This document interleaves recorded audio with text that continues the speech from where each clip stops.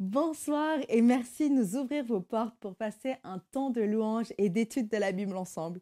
On s'installe confortablement. Bon sabbat chez vous, saison 5 commence maintenant.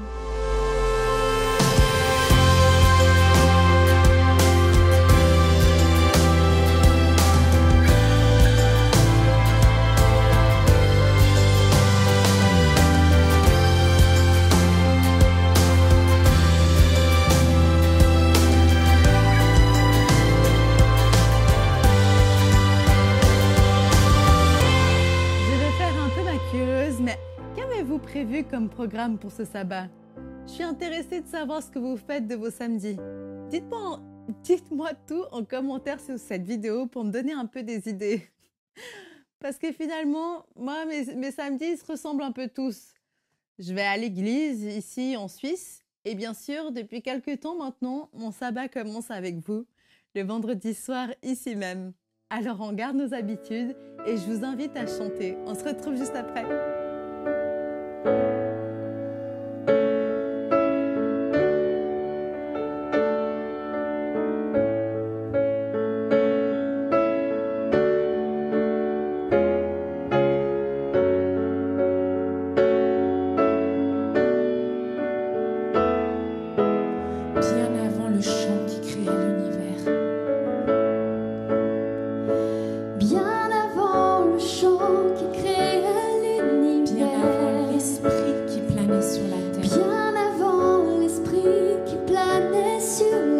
Bien avant qu'il coule le sang.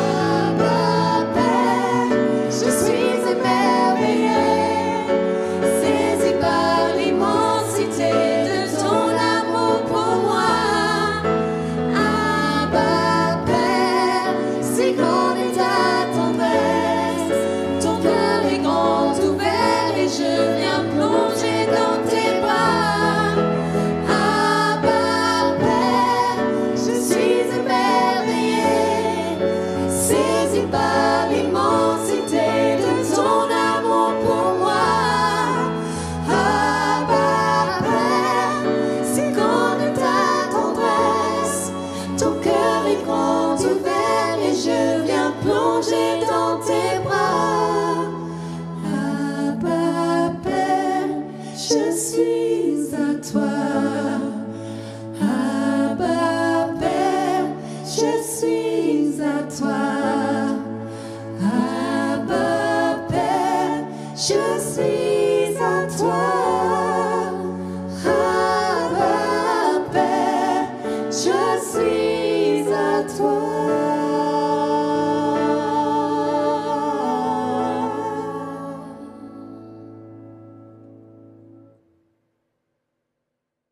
Connaissez-vous quelqu'un que vous considérez comme un héros?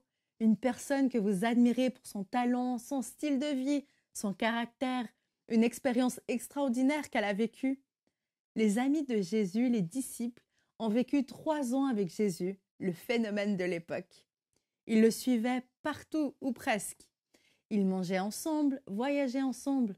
Ils ont été les témoins privilégiés, souvent placés au premier rang, pour entendre les paroles transformatrices que Jésus disait aux foules et pour voir les miracles qu'il opérait. À quelques occasions, ils cédèrent leur simple place de spectateurs pour devenir les bénéficiaires directs des opérations miraculeuses de Jésus. Maintenant, vous allez entendre le récit où l'un des disciples devint même acteur d'un miracle. Cela donne envie. On écoute ça. Bonsoir à chacun et à chacune. Je suis très heureuse de pouvoir passer ce moment avec vous. Je vous remercie de m'inviter chez vous pour pouvoir plonger ensemble dans les Écritures, pour pouvoir nous mettre à l'écoute de la parole de Dieu ensemble pour démarrer ce sabbat. Et avant de plonger dans les Écritures, j'aimerais qu'on puisse commencer tout de suite par la prière. Oui Seigneur, tu es béni de nous inviter toi-même, chez toi, dans ton cœur, au cœur des Écritures, au cœur de ta parole. Et nous voulons maintenant nous mettre à l'écoute de ce que tu vas donner à chacun et chacune d'entre nous au travers des Écritures, au travers de ce moment que nous voulons mettre à part avec toi, pour toi, et que nous voulons vivre en toi. Viens nous donner ton Saint-Esprit et donne-nous des cœurs qui écoutent. Nous prions en ton nom, Seigneur Jésus. Amen. Et quand le soir arriva, ses disciples descendirent à la mer. Et étant montés dans une barque, ils allèrent de l'autre côté de la mer à Capernaum. Et des ténèbres étaient déjà arrivées, et Jésus n'était pas encore venu vers eux. Et la mer se réveillait, alors qu'un grand vent soufflait. Ayant donc ramé environ 25 ou 30 stades, ils voient Jésus marchant sur la mer et devenant proche de la barque. Et ils eurent peur. Mais il leur dit, « C'est moi, n'ayez pas peur. » Ils voulaient donc le recevoir dans la barque, et aussitôt la barque arriva sur la terre vers laquelle ils allaient. Alors ce soir, on va parler ensemble de la peur, mais n'ayez pas peur. Ça se finira bien et en même temps je pense que c'est important de pouvoir confronter nos peurs. De quoi avons-nous peur? Qu'est-ce qui peut nous faire peur à chacun dans nos vies et surtout comment on réagit face à ce qui nous fait peur, aux situations qui peuvent nous faire peur. J'ai choisi ce passage dans l'évangile de Jean, alors qu'on le trouve aussi dans l'évangile de Marc et dans l'évangile de Matthieu, parce qu'en fait chez Jean c'est le seul passage où les disciples ont peur. Et je pense que c'est intéressant, que ça mérite qu'on s'y arrête parce que nous sommes nous-mêmes parfois plongés donc dans des événements qui nous font peur et on sait bien aussi tout ce qui peut en ce moment faire peur chez beaucoup de nos contemporains. Alors on va parler de la peur, mais avant de creuser ça, je voudrais faire une petite remarque. Parce que souvent on considère la peur comme quelque chose de négatif. Mais il faut aussi voir son côté positif. Il faut aussi se rappeler que la peur, en fait, c'est avant tout et d'abord quelque chose de positif, un mécanisme que Dieu a mis à notre disposition pour qu'on puisse se protéger nous-mêmes du danger quand on est face à un danger. La peur, on le sait, c'est une émotion qu'on peut ressentir quand on sent que quelque chose va pouvoir nous faire mal, en fait, va pouvoir nous affecter. Donc, c'est comme un réflexe naturel qui est en nous, que Dieu nous a donné pour pouvoir nous protéger. Donc, elle a quand même un aspect positif. Mais on sait aussi qu'elle peut avoir un aspect très négatif et même parfois destructeur dans nos vies. Et en fait, finalement, quand on est face à quelque chose qui nous fait peur, on n'y réfléchit peut-être pas souvent, mais quelque part, on a le choix. En fait, on a le choix de se laisser déborder par l'émotion de la peur ou on a le choix de se dire, mais voilà, qu'est-ce que j'en fais? Comment je réagis face à cette situation qui me fait peur? Et en fait, c'est ça que je voudrais pouvoir creuser, qu'on puisse creuser ensemble ce soir au travers du texte biblique. Parce qu'en fait, on sait que l'aspect négatif de la peur, c'est cette peur qui va nous rendre esclaves, en fait. Et ça, cette peur qui peut nous rendre esclaves, souvent, elle s'infiltre au travers de nos pensées. Euh, on perd l'aspect positif de la peur qui peut d'un coup nous faire réagir parce que là, je suis en danger. Non, il y a une peur qui peut s'infiltrer en nous par la pensée et puis qui, petit à petit, qui vient faire perdre la confiance qu'on peut avoir et évidemment, qui vient abîmer la confiance qu'on peut avoir en Dieu. Et ça s'infiltre au travers de la pensée. Tout ce que je vais imaginer qui va pouvoir m'arriver, tout ce que je vais supposer qui va pouvoir se passer dans ma vie et qui du coup, c'est toutes ces pensées, tout cet imaginaire en fait que je vais développer qui va se mettre à me faire peur et du coup à renier la confiance que je peux avoir en Dieu. Alors en fait, je pense qu'en introduction, c'est important de se dire, il ne faut pas se dire, il y a la peur et l'absence de peur et voilà, je choisis, il ne faut pas que je sois tout le temps dans l'absence de peur. Non, il y a des peurs qui sont bonnes. Mais il faut faire attention en fait aux peurs qui s'infiltrent en nous, dans la pensée, au travers de tout ce qu'on va imaginer qui peut nous arriver dans le futur. Parce que c'est ça en fait qui nous rend complètement esclaves. C'est à travers tout ce qui peut s'infiltrer en nous dans la pensée. Et le texte biblique, en fait, nous le dit. Alors, pas le texte de Jean que j'ai lu, mais dans les passages parallèles, chez Marc, en Marc 6, 49, on nous dit que les disciples ont peur parce qu'ils pensent que Jésus, ce Jésus qui s'avance vers eux, est un fantôme. Ils pensent que c'est un fantôme. Donc on voit bien, ici, c'est le fruit de leur réflexion, de leur opinion, de leurs sentiments, de ce qu'ils estiment être la situation qu'ils voient. Et c'est évidemment opposé à ce que Jésus va leur révéler, leur affirmer. Jésus va venir leur dire « Non, je ne suis pas un fantôme, je suis Dieu ». J'ai dit que dans l'évangile de Marc, les disciples pensent que Jésus est un fantôme. Pourquoi ils pensent ça? Le texte biblique nous dit, le verset dit, ils voient Jésus s'avancer et ils pensent que c'est un fantôme. Vous voyez le processus? Ils voient quelque chose, ils pensent, il y a une pensée qui s'infiltre et ils ont peur. Je pense que c'est très important pour nous d'être vigilants et de pouvoir discerner dans nos vies quand ce processus se met à l'œuvre. On voit quelque chose, on regarde quelque chose d'une certaine manière, on interprète, on pense, on suppose que c'est ceci, c'est cela. Alors là, dans le texte, c'est le fait que Jésus est un fantôme et du coup, on a peur.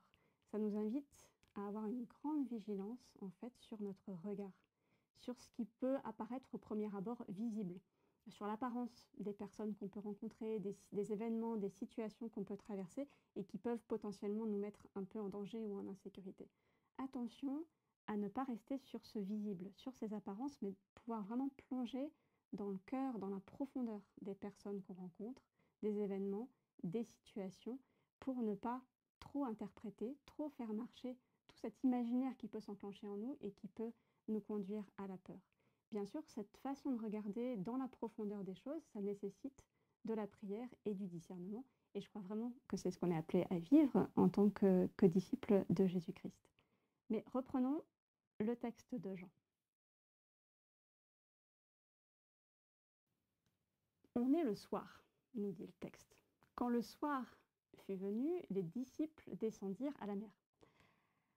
Alors en grec, le verbe, là, il est à l'aoriste, ce qu'on appelle l'aoriste. Ça veut dire que c'est le temps d'une action ponctuelle qui s'est déroulée dans le passé. C'est-à-dire à un moment donné, on est le soir et les disciples, ils prennent une décision, ils descendent vers la mer. Cette action, elle est marquée, elle ne dure pas dans le temps. Puis après, on nous dit, ils allaient de l'autre côté de la mer. Et là, on a un imparfait. Et comme en français, en fait, ça veut dire donc c'est une action dans le passé encore, mais qui se déroule dans la longueur, qui s'étale dans le temps. Et puis d'un coup, et c'est pour ça que je le souligne et que je vous le partage, c'est que dans le texte grec, on a l'apparition d'un temps qui est très très peu fréquent dans le Nouveau Testament. On a l'apparition du plus que parfait. Et c'est interpellant parce qu'en fait, c'est un ton vraiment qui est très peu utilisé dans les évangiles. Le plus que parfait, alors en grec comme en français, petit rappel grammatical entre nous ce soir, ça veut dire, ça désigne en fait du passé qui est en amont du passé. Ça veut dire qu'on a un récit qui se déroule dans le passé et on vient dire quelque chose qui s'est passé avant ce passé. Quel est ce plus que parfait qui intervient là dans le texte que Jean vient faire intervenir? C'est « de la ténèbre était déjà arrivé ». Premier plus que parfait. Mais alors, on peut se dire, mais c'est bizarre. Verset 16, on commence par nous dire « le soir était arrivé ». Et puis d'un coup, on nous dit que de la ténèbre était déjà là. Alors en fait, c'est comme si de la ténèbre était déjà là avant même que le soir soit arrivé. Vous voyez, il y a quelque chose qui est très bizarre. Et c'est beau parce qu'en fait, là, le texte et Jean vient nous révéler quelque chose de spirituellement très fort. C'est que cette ténèbre qui est déjà arrivée, avant même que le soir visible, le soir extérieur, le soir qui marque la fin d'une journée, soit arrivé. Et bien sûr, ce que je crois que Jean vient nous révéler, c'est que c'est une ténèbre spirituelle, c'est une ténèbre symbolique, quelque chose de très fort qui est là, qui ne vient pas désigner que le fait que c'est l'obscurité qui arrive et qu'il n'y a plus de soleil. C'est ça, mais c'est ça dans le cœur, en fait. Il y a une ténèbre qui est arrivée avant même que le soir arrive. Et je crois que c'est important parce que dans nos vies aussi, parfois, il peut y avoir de la ténèbre spirituelle qui peut nous envahir le cœur alors même qu'on est en plein jour. C'est de cette ténèbre spirituelle que Jean nous parle. Mais alors on peut se poser une question. Pourquoi les disciples ont eu cette ténèbre qui les a envahis avant même que le soir soit arrivé? Qu'est-ce qui fait que dans le texte, on pourrait avoir un indice pour répondre à cette question? Qu'est-ce qui s'est passé pour que les disciples finalement tombent dans cette ténèbre intérieure? Eh bien le texte le dit, et c'est le deuxième plus que parfait qui intervient, Jésus n'était pas encore venu vers eux. Donc pour eux, il y a comme une absence de Jésus. Et je mets des guillemets, et je mets même des grands guillemets. Mais pour eux, Jésus n'est pas là. Jésus n'était pas encore venu vers eux. On le sait, dans le texte, Jésus s'est retiré pour prier seul. Et visiblement, en tout cas selon ce que peuvent ressentir les disciples et ce que nous dit Jean, Jésus ne revient pas encore. Eh bien, je crois que c'est cette absence, entre guillemets, de Jésus qui provoque cette ténèbre intérieure chez les disciples et qui leur fait prendre une décision qui, franchement, peut paraître assez étrange. Ils décident de s'en aller, de s'éloigner finalement encore plus de Jésus. C'est assez paradoxal. Mais en même temps, là encore, on peut être interpellé par ça. Alors que ce soit par nous-mêmes, par nos réactions parfois à nous-mêmes ou celles de personnes qui peuvent nous entourer, il y a des personnes qui pensent que Dieu est absent et qui choisissent de s'éloigner encore plus de lui, qui quelque part en font un argument pour s'éloigner encore plus de lui. Et c'est terrible. Et ça, c'est une vraie ténèbre spirituelle. Quelque part, le texte, il nous donne comme excuse, les disciples prennent comme excuse, le soir est arrivé, donc du coup on descend à la mer et on va traverser. Vous voyez bien, ça ne tient pas vraiment debout. Et là encore, il faut faire attention parfois à ces excuses, à ces justifications qu'on peut mettre en place dans nos vies, qui nous font prendre des décisions, alors qu'en fait, précisément, les décisions qu'on prend, elles vont nous mener droit au cœur de la tempête et elles nous éloignent de Jésus. Pourquoi les disciples ont pris cette initiative? Pourquoi ils n'ont pas attendu paisiblement le retour de Jésus? Ça, c'est quelque chose qui doit nous interpeller à nous aussi. Combien de fois il peut nous arriver, nous aussi, de nous mettre peut-être à paniquer, à utiliser des arguments qui ne tiennent pas debout, à prendre des décisions qui nous plongent en fait droit dans le cœur de la tempête et qui nous éloignent encore plus de Dieu. Je pense que c'est vraiment important de se dire, mais pourquoi parfois, quand je suis confrontée à telle ou telle situation qui me met en insécurité, pourquoi je ne m'assois pas, je vis ce temps-là à attendre paisiblement que Jésus revienne. Jésus était allé prier seul. Les disciples, ils auraient pu faire la même chose. Ils auraient pu se dire, voilà, on se pose, on attend son retour, et nous aussi, on va prier. Ils auraient pu choisir de vivre ce temps précisément dans la prière, plutôt que de prendre une initiative qui finalement va les conduire droit au milieu de la tempête. Dans la vie spirituelle, il y a ce que les premiers chrétiens ont nommé des retraits pédagogiques de Dieu. Et ces moments de retrait de Dieu, ils sont cruciaux, ils sont très importants dans nos vies spirituelles. Parce qu'ils nous interpellent de cette manière. Est-ce qu'on se laisse envahir par la ténèbre et on se laisse aller à des choix qui nous éloignent de Dieu et nous plongent dans la tempête, ou est-ce qu'on choisit de demeurer là, dans la confiance, dans la prière, en attendant dans la paix et la tranquillité du cœur que Jésus revienne? Est-ce que dans ces moments de retrait pédagogique de Dieu, on se met à paniquer, on fait des choix qui nous plongent directement dans le cœur de la tempête et qui sont en fait dictés par la peur, ou est-ce qu'on choisit vraiment de rester dans cette confiance? Vraiment ce soir, je nous invite tous à se laisser interpeller par cette question-là. Parce que je crois que nous sommes appelés en fait à apprendre ce demeurer là, à apprendre la persévérance, la patience, la confiance au cœur même de ce qu'on peut considérer parfois comme des absences, entre guillemets, hein, encore une fois, des absences de Dieu. Autre élément que j'aimerais aborder avec vous ce soir, c'est le fait que Jésus s'approche. Jésus marche sur la mer et il devient proche, nous dit le texte grec. Et la peur qu'on a repérée chez les disciples, elle est provoquée par cette marche de Jésus sur la mer. Alors c'est important à souligner, encore une fois, parce que l'émotion de la peur, souvent, elle vient de ce qu'on ne comprend pas, de ce qui peut dépasser notre logique, notre compréhension des choses, tout ce qui peut nous paraître étrange, de tout ce qui peut venir aussi bousculer nos repères. D'autant qu'il y a un détail du texte qui est perceptible malheureusement uniquement en grec, mais je suis vraiment contente de pouvoir partager ça avec vous ce soir, qui est magnifique et que je vous invite vraiment à laisser après résonner tout au long de ce sabbat. Pour pouvoir vous l'expliquer au mieux, je vais faire toute petite parenthèse sur le grec, mais je vais essayer de dire les choses le plus simplement possible.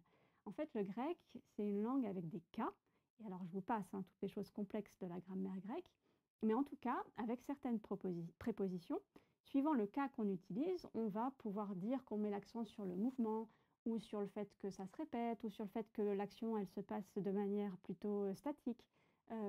L'aspect des choses, c'est très important en grec. Ici, Jésus marche. Donc normalement et logiquement, avec un verbe comme ça de mouvement, on a forcément un cas qui s'appelle l'accusatif et qui vient parler de ce mouvement. Et là, et c'est pour ça que je vous en parle, et c'est ça qui est très beau en fait, ici on n'a pas l'accusatif. Et c'est interpellant. Quelqu'un qui connaît les auditeurs du texte grec ou quelqu'un qui connaît le grec se dit, bah c'est pas normal. Si Jésus marche et il est en mouvement, pourquoi on n'a pas le cas qui dit ce mouvement? Ici on a du génitif. Et pourquoi Jean a choisi de mettre cette préposition, ce qui suit la préposition au génitif? Ben, c'est parce qu'en fait, quand on fait ça, on veut dire que l'objet dont on parle est au repos pendant la durée de l'action. Je m'explique. Jésus marche sur la mer. On ne met pas en avant le fait qu'il se déplace. Bien sûr, il se déplace, ça le texte l'indique. Mais ce qu'on vient dire, c'est qu'en fait, sous les pieds de Jésus, ce qui est sous ses pieds, ce qui est sous lui, c'est complètement au repos. C'est complètement fixe, c'est complètement calme. Écoutez, je trouve ça extraordinaire. Ça veut dire que la mer qui est sous ses pieds, sous les pieds de Jésus, c'est parfaitement calme, alors que c'est la tempête sous la barque des disciples.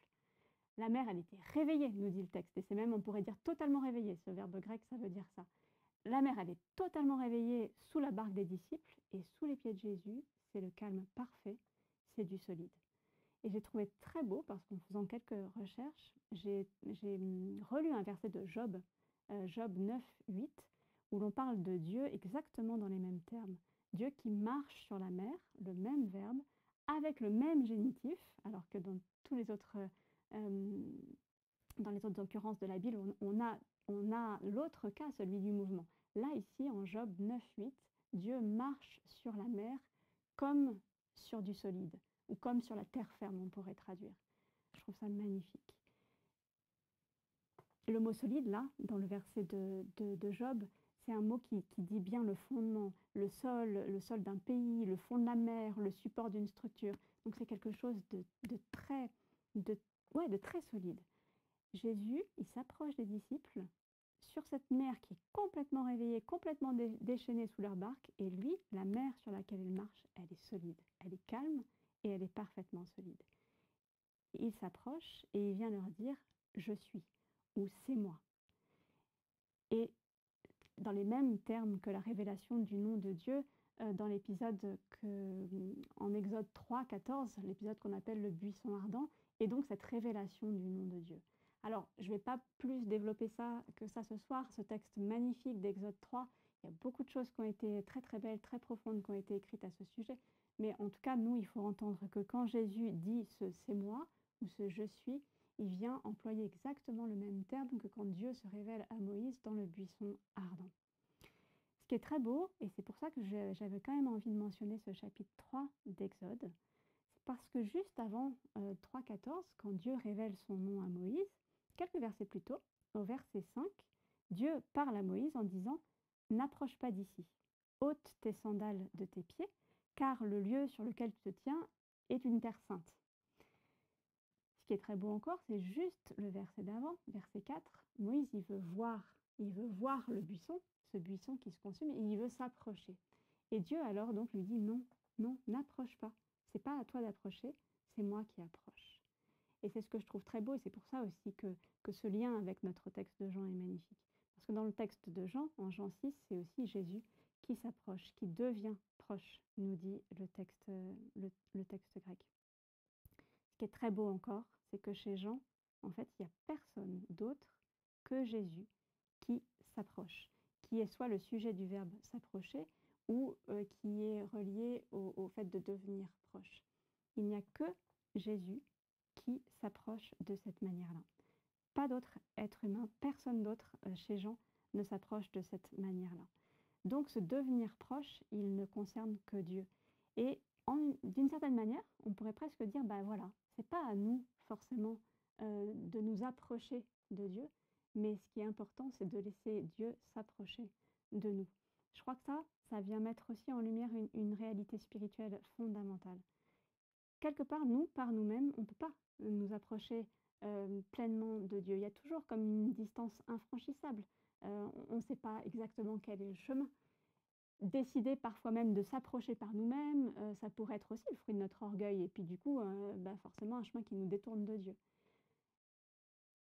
Je pense que ce qui est fondamental, c'est de pouvoir laisser Jésus s'approcher de nous et en particulier s'approcher de nous en plein milieu de toutes les tempêtes on peut traverser et surtout le laisser s'approcher pour nous dire « Je suis Dieu, n'aie pas peur, c'est moi qui suis Dieu ».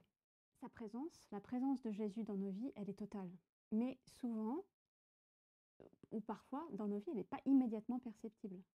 Et lorsqu'il s'approche de nous, pour nous rendre sa présence sensible, pour se faire reconnaître, pour se manifester à nous en tant que Dieu, au cœur de notre tempête, et bien parfois, paradoxalement, notre peur, elle peut augmenter. Parce qu'en fait, souvent, ça déborde nos cadres logiques.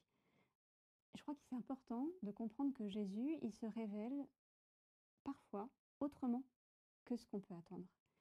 Parce qu'il ne s'adresse pas à nos yeux de chair, il s'adresse aux yeux de notre cœur et au regard de la foi qu'on peut avoir en nous. Au premier abord, la façon dont il semble se révéler à nous dans des situations qui peuvent être chaotiques pour nous, elle peut nous sembler irréelle, illogique, improbable. Et d'ailleurs, certains choisissent de ne pas y croire, et même parmi parfois des chrétiens, ou de le rejeter. Ici, Jésus s'avance paisiblement sur la mer et il vient mener la barque des disciples là où il voulait aller. Et c'est assez intéressant. On ne dit même pas chez Jean qu'il calme la mer et le vent. En fait, c'est sa présence qui suffit dans l'évangile de Jean pour apporter cette confiance dans le cœur des disciples. Il s'approche dans la nuit, il s'approche au cœur de leurs ténèbres spirituelles et tout devient lumière pour eux, comme le dit un psaume, le psaume 139. Alors rappelons-nous que Jésus, il s'approche de nous d'une manière qui, la plupart du temps, nous bouscule ou qui peut être différente de ce qu'on peut attendre ou ce qu'on peut imaginer, ou de nos logiques humaines, mais il s'approche. On pourrait parfois attendre une arrivée spectaculaire avec éclat et très souvent, il s'approche de nous avec beaucoup de délicatesse, beaucoup de paix, beaucoup de douceur. Parfois, on peut l'attendre dans la réussite de tous nos projets, et parfois, c'est au cœur de nos échecs qu'il se révèle à nous comme Dieu. On peut l'attendre parfois au milieu de la gloire, et en fait, il s'approche de nous avec une immense humilité. Et ce que j'ai envie de nous dire ce soir, c'est qu'on est chacun invité à le laisser s'approcher de chacun de nous et nous rejoindre comme il veut et comme il le sait. Dans le même évangile, dans l'évangile de Jean, le Seigneur nous dit « Je vous laisse la paix, je vous donne ma paix, je ne vous la donne pas moi comme le monde la donne, que votre cœur ne soit pas troublé ni craintif. Cette paix de Dieu, elle vient de la conscience continuelle de sa présence quoi que nous vivions, même au cœur de nos tempêtes. Dieu est présent, Dieu s'approche et en dessous de ses pieds, la mer est calme. Alors pour terminer ce moment ensemble et pour ouvrir ce sabbat, je vous invite aussi à laisser résonner ce verset de Paul qu'on connaît bien en Philippiens 4, 6, que votre douceur soit connue de tous les hommes. Le Seigneur est proche, ne vous inquiétez de rien.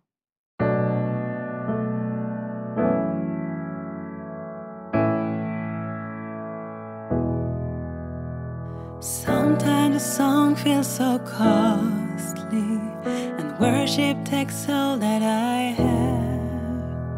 In seasons of life where it's hard to see and hard to understand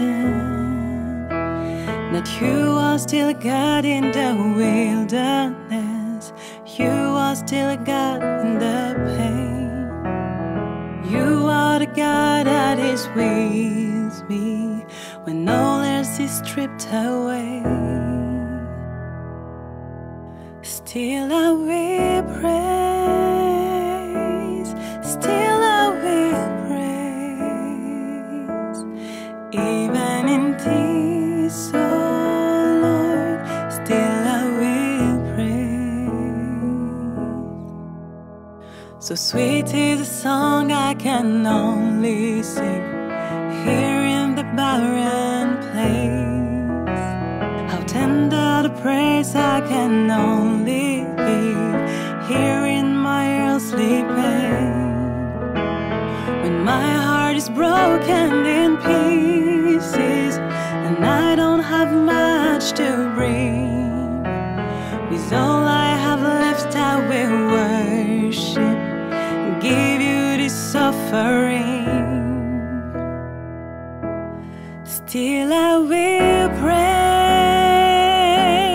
still I will praise, even in this, oh Lord, still I will praise, still I will praise, still I will praise, even in this, oh still I will praise. Even in this I will love you. Even in this I will trust. Even in this you are faithful. Even in this you are God.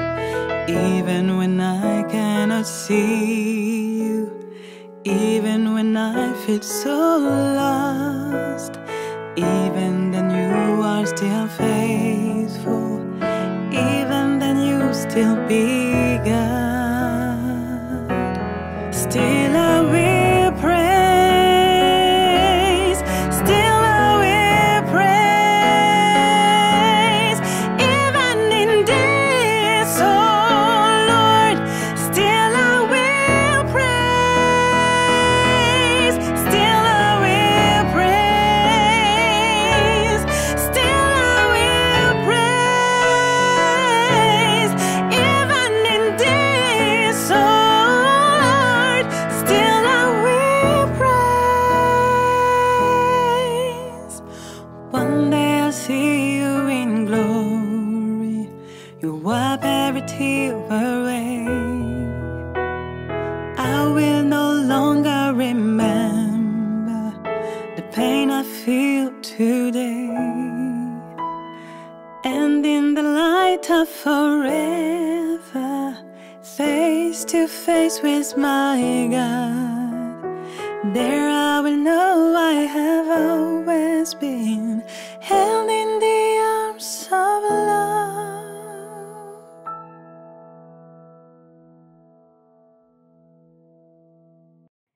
Oui Seigneur, tu es proche, tu t'approches. Et particulièrement quand nous sommes plongés au cœur de la tempête. Seigneur, si pour nous la mer est complètement déchaînée sous notre barque, pour toi, sous tes pieds, la mer est calme. Apprends-nous à changer notre regard et à tourner notre regard vers toi qui t'approche, vers toi qui revient, vers toi sous les pieds duquel la mer est parfaitement calme. Oui Seigneur, viens toi-même rejoindre notre barque. Et si nous sommes en ce moment plongés dans la tempête, apprends-nous à découvrir que la vie avec toi, en ayant conscience de ta présence, alors c'est une marche sur une mer solide, une mer parfaitement calme. Viens nous donner de t'accueillir dans notre propre barque, de choisir la confiance, de choisir de rester en paix, de recevoir la paix que tu nous donnes et de ne nous inquiéter de rien. Seigneur, viens, approche-toi de chacun de nous. Nous prions en ton nom. Amen. Quel beau message pour commencer notre sabbat. Ne le gardez pas pour vous. Devenez aussi acteurs et actrices de bénédiction en partageant cette vidéo avec votre entourage. Cliquez sur partager et rendez la bonne nouvelle avec moi et toute l'équipe Espoir Média. Je vous souhaite une très belle suite de soirée. Nous, on se retrouve vendredi prochain, même chaîne, même heure. Et d'ici là, bon sabbat chez vous.